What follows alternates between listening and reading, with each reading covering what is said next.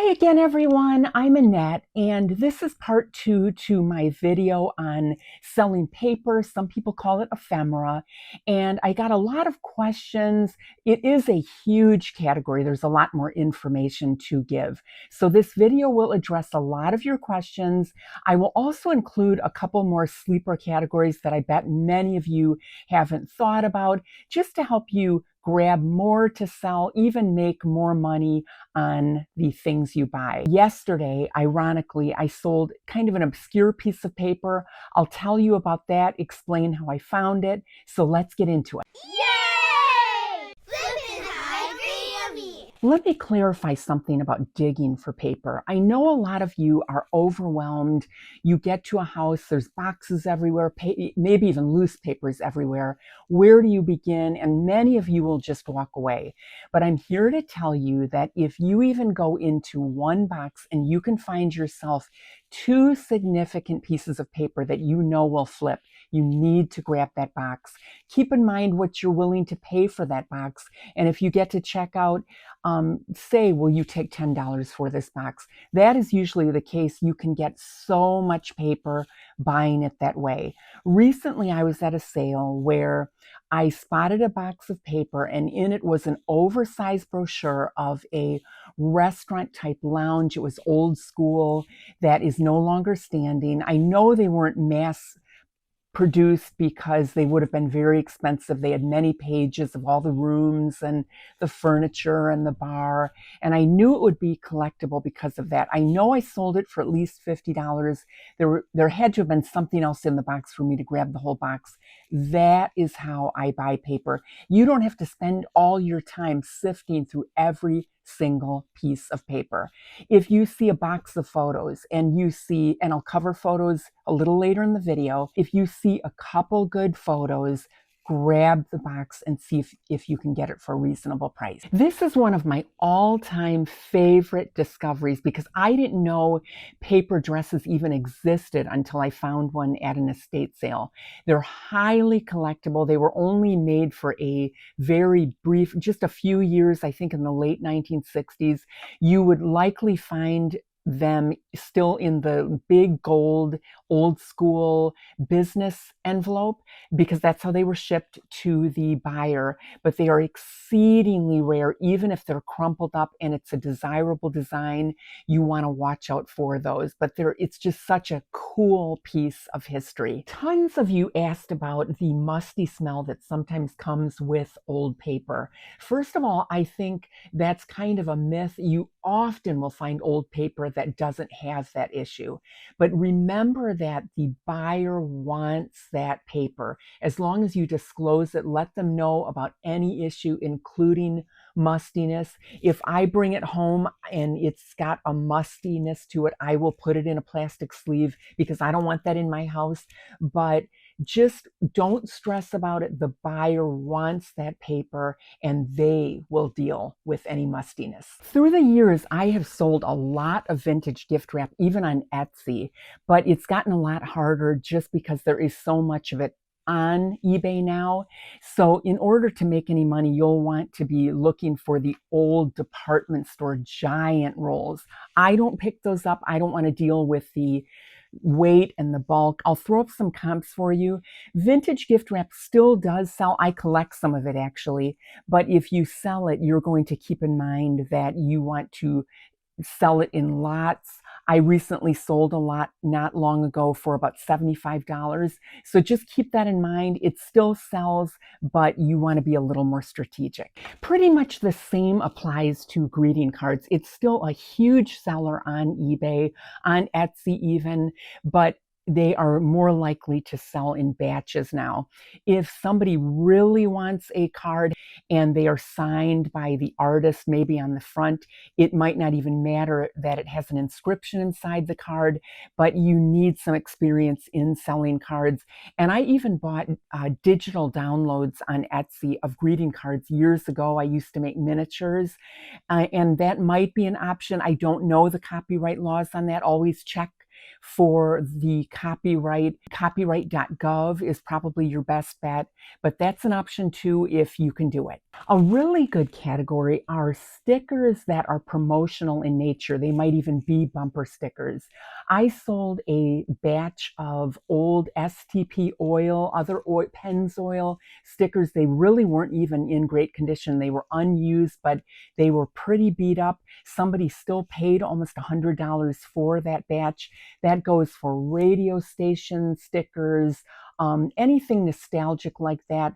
Always make sure to comp them so you don't miss any profit. I might sound like a broken record here, but you always need to check, does something sell better as a group? Will it help the sale more, or can I make more money just selling every item singly? And I'm wondering about this listing here. Could this seller have made more money selling these singly? You could literally be leaving hundreds of dollars on the table. So take that last step to make the most profit. Okay, this item really surprised me with the prices that they fetched.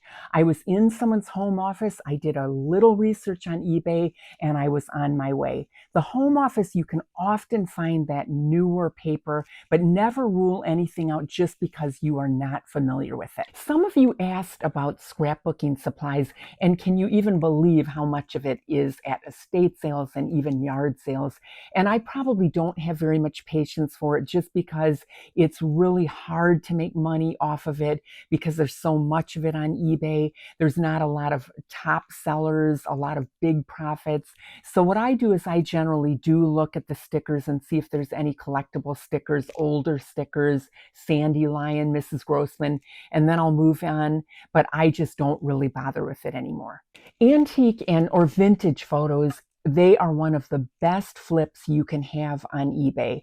There's a lot to learn about them. I could do an entire video on photos, but I'll give you a few guidelines here. I'll put up some good comps for you just to give you an idea of what collectors look for. Think along these lines that people want pieces of history, fashion history, pictures of intrigue, or maybe not just a baby, but a baby with a vintage Fisher-Price toy, or not just a landmark with a classic car in front of it. So keep that in mind when you're looking for photos. If you want to start flipping them on eBay, those are the kinds of photos you're looking for. Follow the same rule if you have access to a big batch of photos. If you find a couple in there with women in the 1920s on the beach, that's going to be a safe bet. Grab the box if there are some significant photos in there. And I'll keep going with a few comps here for you to look at more.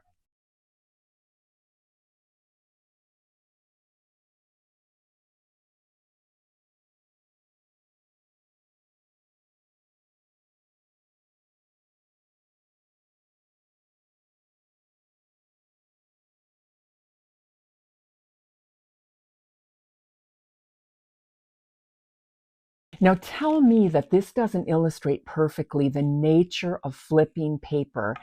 Things are obscure, they're kind of random, they sometimes take a while to sell. I was at a guy's house and he owned a toy store. This was from a display piece, but I knew better than to just throw anything out.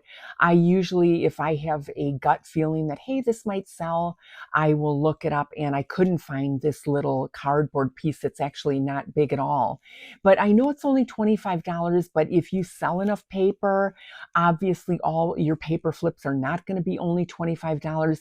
Just remember that anything is possible in somebody wanting that item. I think I got the most questions about how to ship paper. And disclaimer here, I am really fussy, and I'm not saying my way is the only way. I'm not saying your way would be wrong if you're not doing what I'm doing. This is what has given me the most success in shipping these items safely to the buyer. At the very top of my list is I never ship anything paper that if it got wet, it would get damaged. It will be in some kind of plastic, whether it is a collectible plastic sleeve or a little Ziploc, but it will be protected. And actually, I get so many of those items free. If I see those items at estate sales or yard sales, I will buy them for just a song. So it's not incurring more cost for me. I'll show you some pictures along the way here if I can, but anytime it's a poster, it will go in a shipping tube every single time. And I actually get those for nothing usually at estate sales. They're sometimes in the rafters at estate sales in the basement. Anytime I see them, I grab them because they're really expensive. Anyway, I will take the poster and the printed side, I will cover it with tissue paper so that when I roll it, it won't damage the printed section. And then when I get it rolled, I will secure it somehow, not with tape, but I'll wrap it with paper first and then use painter's tape, which is a more gentle tape, to secure that tight roll. Then I'll put it in plastic, then in the mailing tube. You might be thinking, oh my gosh, this would take forever, but you get very fast at it. And it's worth it to have that peace of mind about how it is being shipped. And any paper item that I'm shipping flat, as a general rule, if it's over $75 to $100, I'm going to put it in a box. But under that level, I will first use layers of cardboard. My husband always cuts up squares of cardboard from recycled boxes. I'm a stickler for clean boxes. They're always clean. And I will secure that paper item with several layers of cardboard, then put it in plastic, and then put it in some kind of a mailer. And I get those free too because I have a small army of people who give me their old Amazon bubble shippers, and I do recycle them. I'll put that in the bubble mailer and it will be on its way. I hope this video inspired you to flip more paper, get better profits. Please subscribe to my channel for more information like this. Thank you so much for watching. I will see you next time.